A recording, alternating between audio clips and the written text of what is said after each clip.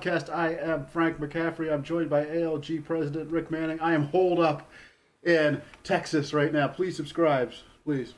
See that sign? Please subscribe. We need to get up to 1,000 subscribers. I'm holed up in South Texas.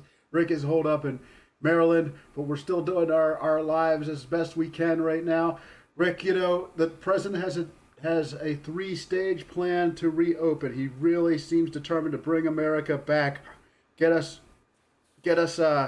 back up and running. A three-phase reopening plan, and that was introduced a few days ago. Do you think it's going to work when it goes into effect, or is there going to be a lot of people trying to kneecap this plan before it can stand up?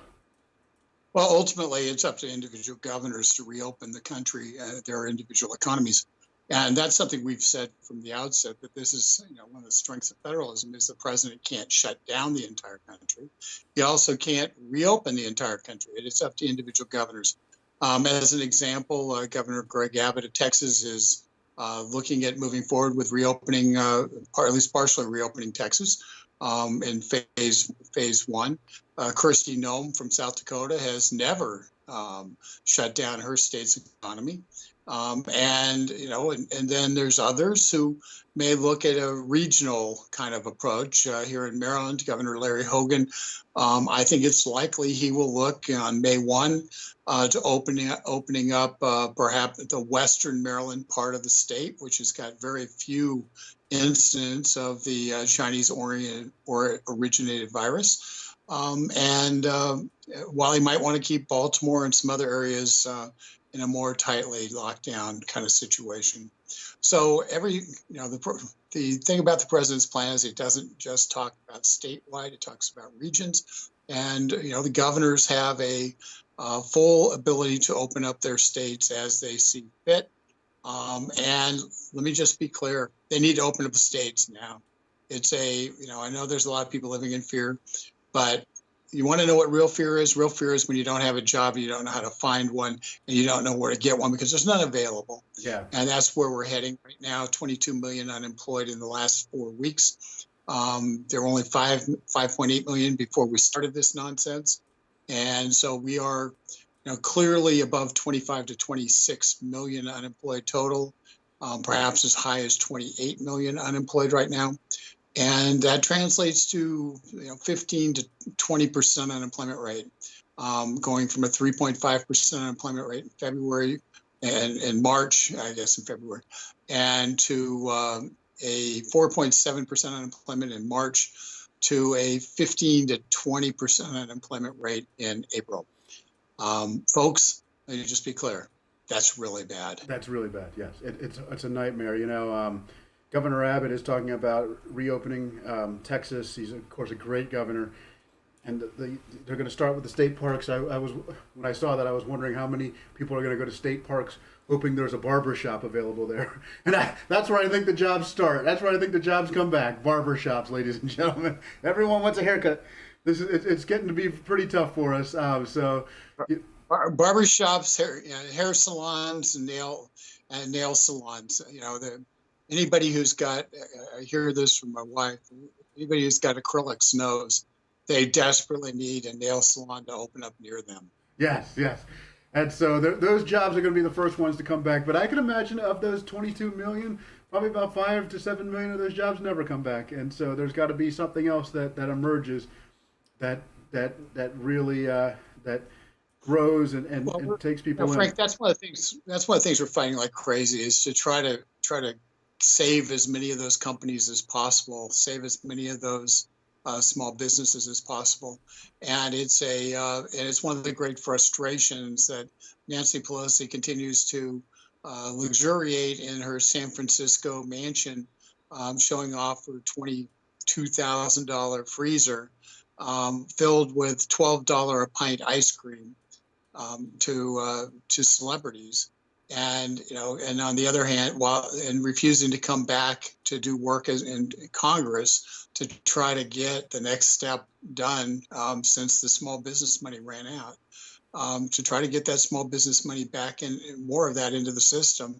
She wants to wait for another 2 weeks because she doesn't think it's an emergency. She doesn't think it's that important. And by the way, you know what else Nancy Pelosi did? she didn't bother to pass emergency rules to allow for people to vote from home to deal with an emergency. So guess what? Nancy Pelosi is going to require that all the members of Congress get on a plane, fly back here on March 4th to begin meeting again.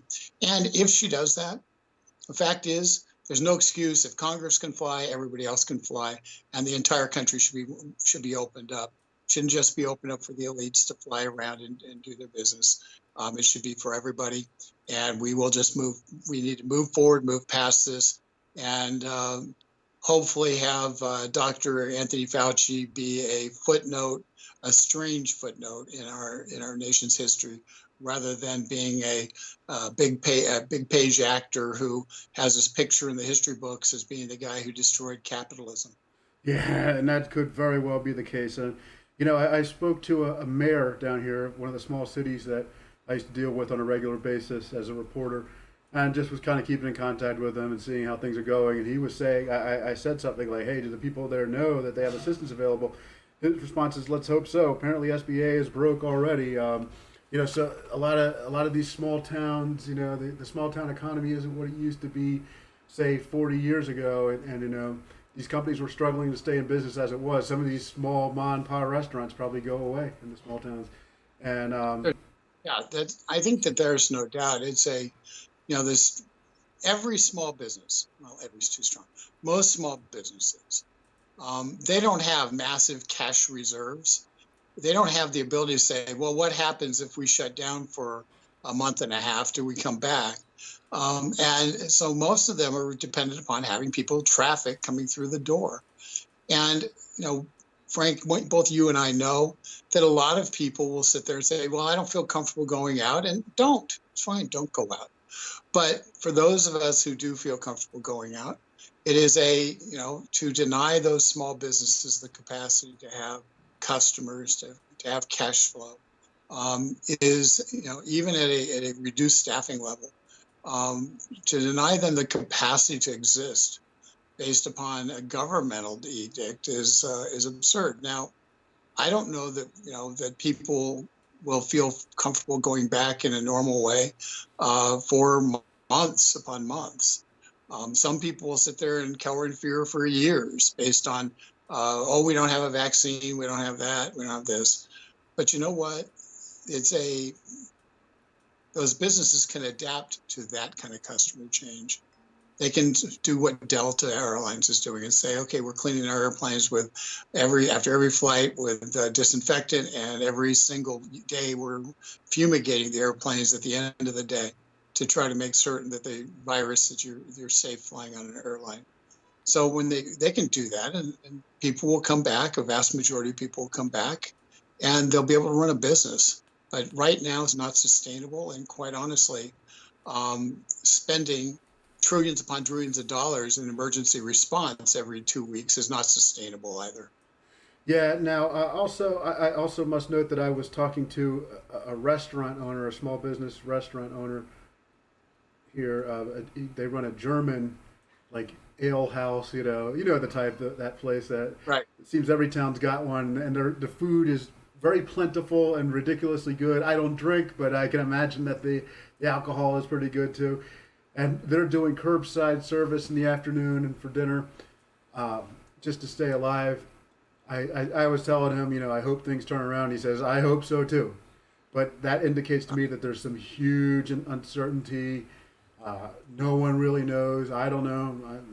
I'm not. I don't have a crystal ball in front of me. You don't know. No one really knows.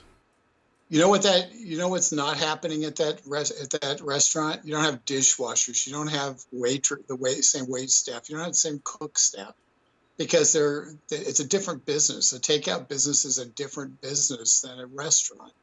Restaurant's about ambiance, service, and food.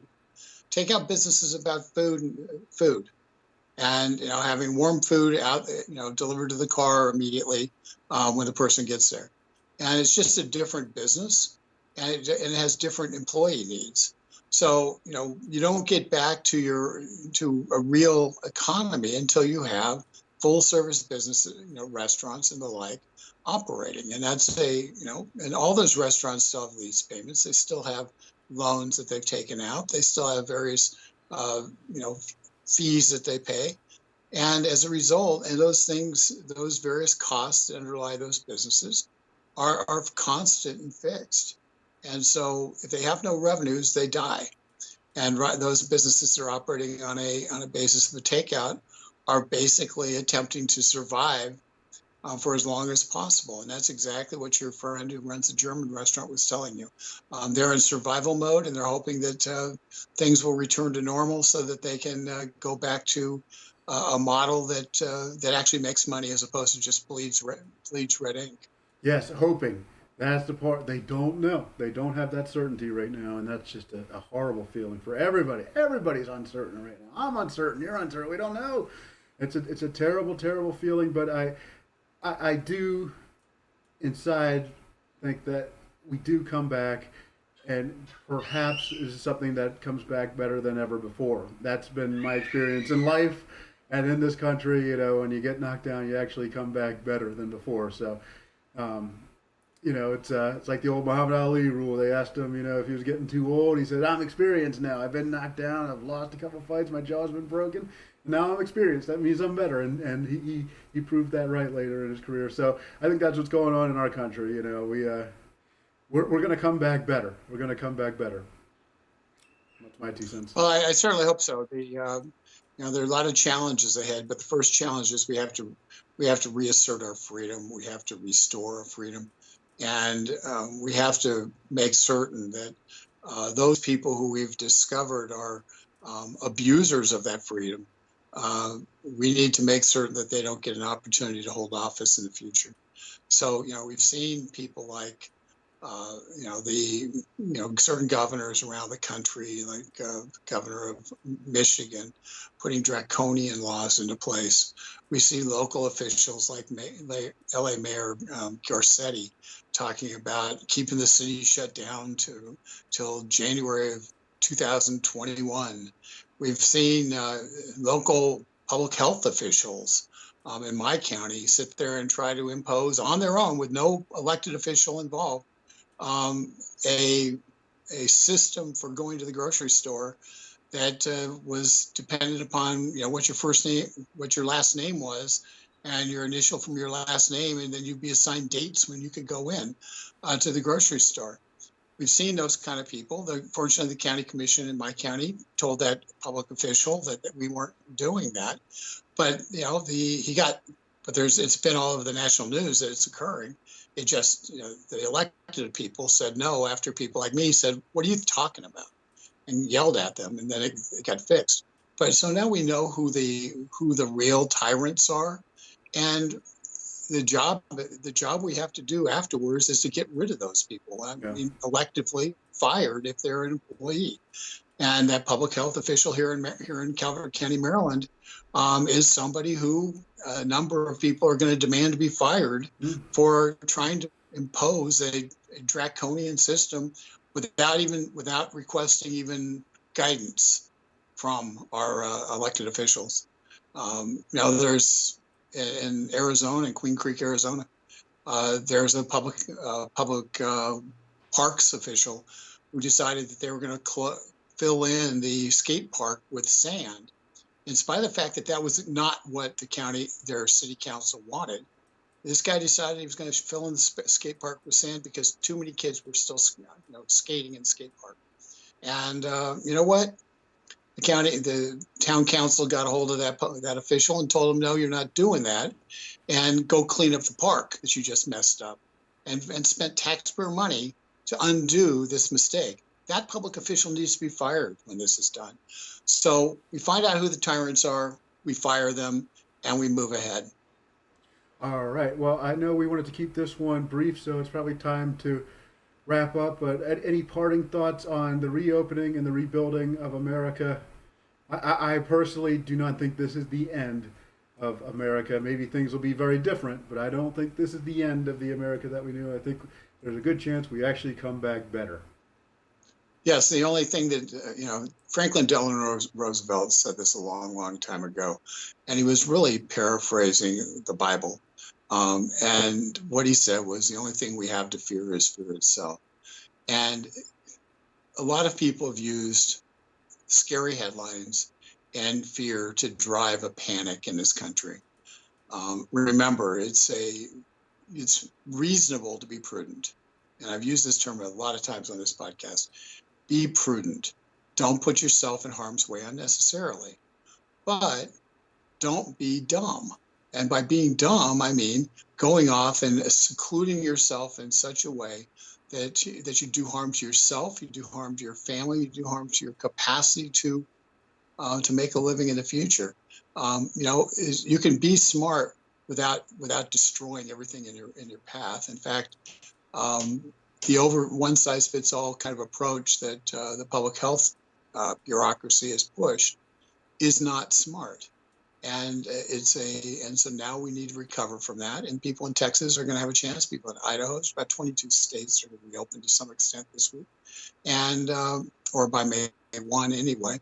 And demand that your public officials engage in smart policy, not fear-based policy. And that's what we have for you. And with that, have a good week. It's Monday. Let's smile. Let's move forward. Let's have a great week. All right. Well, thank you I'm energized now, Rick. Thank you very much. And we hope that things work out well in Maryland, where you are. Looks like things are going to be working out pretty well here in Texas. They usually do. We're a very well-run state, and people here take great pride in that. So it looks like they'll be working out pretty well down here, too. So thank you so much, Rick, and everybody have a good week. Take care, folks.